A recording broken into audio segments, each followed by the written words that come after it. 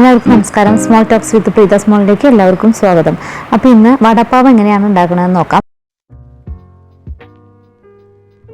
ഒരു 4 ഉരുളക്കിഴങ്ങ് നന്നായി വേവിച്ച് മാറ്റി വയ്ക്കണം. പിന്നെ അതിനുശേഷം നമ്മൾ അതിലേക്കുള്ള ചട്നിയാണ് ഉണ്ടാക്കേണ്ടത്. ഇഞ്ചി, വെളുത്തുള്ളി, കറിവേപ്പില, പച്ചമുളക്, മല്ലിയില ഇതെല്ലാം കൂടിയിട്ട് ഫൈനായിട്ടുള്ള പേസ്റ്റ് അല്ല വേണ്ടത്. നമുക്ക് തരിതരിപ്പോട് കൂടി വെറുതെ ഒന്ന് ചതച്ചെടുക്കാനേ പാടുള്ളൂ.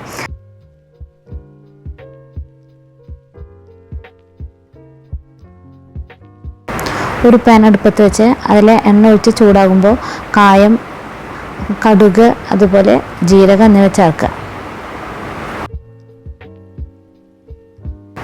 ജീരകം നന്നായി മൂത്ത് വരുമ്പോൾ നമ്മൾ ഈ തരിതരിപ്പോട് കൂടി അരച്ച് വെച്ചിട്ടുള്ള മിശ്രിതം നന്നായി ചേർത്ത് അതിൻ്റെ ഒരു പച്ചമണം മാറുന്ന വരെ വഴറ്റി കൊടുക്കുക.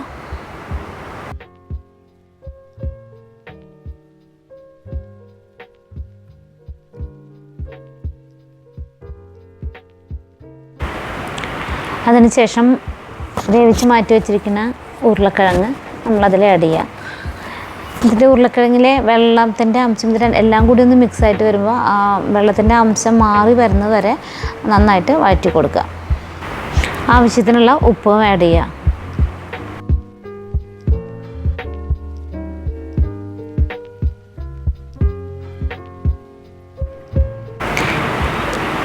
ഇനി നമുക്ക് വട എങ്ങനെയാണ് ഉണ്ടാക്കാൻ നോക്കാം.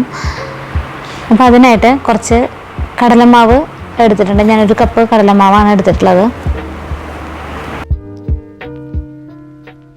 ഇനി ഈ കടലമാവിലേക്ക് കുറച്ച് ഉപ്പും അതുപോലെ തന്നെ മുളക് പൊടി, ഞാൻ കാശ്മീരി ചില്ലി പൗഡർ ഇട്ടിട്ടുണ്ട്, നമ്മുടെ സാധാ ചില്ലി പൗഡർ ഇട്ടിട്ടുണ്ട്. അപ്പോൾ കളറിന് വേണ്ടിയിട്ടാണ് കാശ്മീരി ചില്ലി പൗഡർ ഇടുന്നത്. പിന്നെ അതുപോലെ തന്നെ കുറച്ച് മഞ്ഞൾപ്പൊടി, പിന്നെ കായത്തിൻ്റെ പൊടി, ഇതെല്ലാം കൂടി ചേർന്ന് നന്നായിട്ടൊന്ന് മിക്സ് ആക്കുക. അപ്പോൾ അതിൻ്റെ ലംസ് ഒന്നും ഇല്ലാതിരിക്കാൻ വേണ്ടിയിട്ടാണ് നന്നായിട്ട് മിക്സ് ചെയ്യണത്.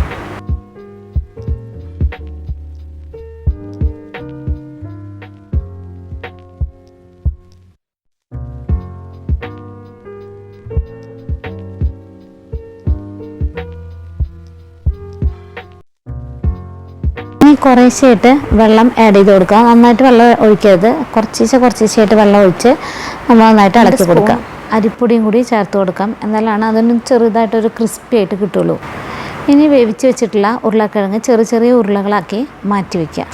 ചെറിയ ഉരുളകൾ കടലമാവിൽ മുക്കി എണ്ണയിൽ വറുത്ത് കോരുക.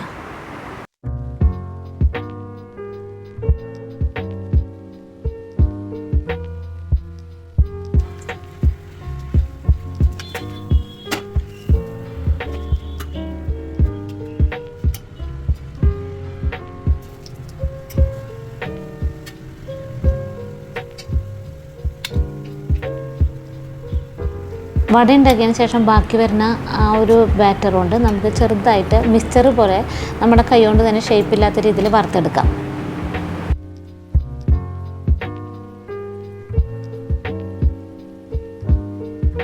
ഇനി നമുക്ക് പീനട്ട് ചട്നി എങ്ങനെയാണ് ഉണ്ടാക്കണമെന്ന് നോക്കാം. അപ്പോൾ കപ്പലണ്ടി നന്നായിട്ട് വറുക്കുക, എന്നിട്ട് അതിൻ്റെ സ്കിൻ മുഴുവൻ റിമൂവ് ചെയ്യണം.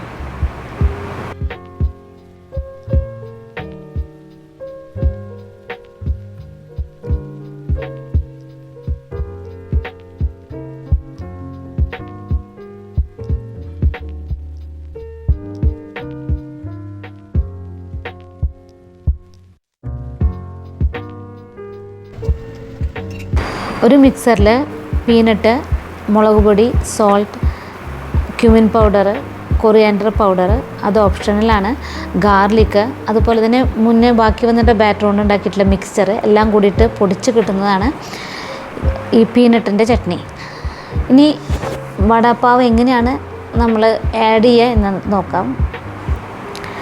അത് പാവിൻ്റെ പകുതി മാത്രം കട്ട് ചെയ്യുക, എന്നിട്ട് ഗ്രീൻ ചട്നി പുരട്ടുക, അതിൻ്റെ മുകളിൽ പീനട്ടിൻ്റെ ചട്നി ചേർക്കുക. അതിന് ശേഷമാണ് ഈ വട ചേർത്ത്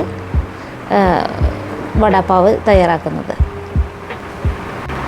വടപ്പാവ് പലതരത്തിലുണ്ട്. ബോംബെ വടപ്പാവ്, അതുപോലെ ഗോലി വടപ്പാവ്. ഇതൊരു ദേശീയ സ്റ്റൈലിലുള്ള വടപ്പാവാണ്. അപ്പോൾ എല്ലാവരും ട്രൈ ചെയ്ത് നോക്കുക.